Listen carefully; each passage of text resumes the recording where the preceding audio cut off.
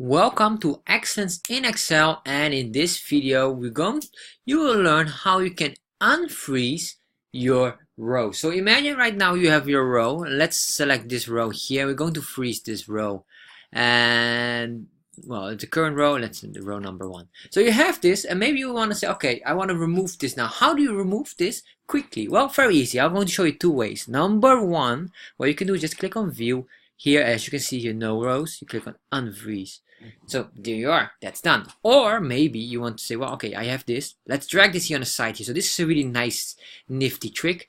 And you want to freeze the rows. As you can see, if we scroll down now, it's frozen. And you can even move this down more to freeze more parts of it as well instantly.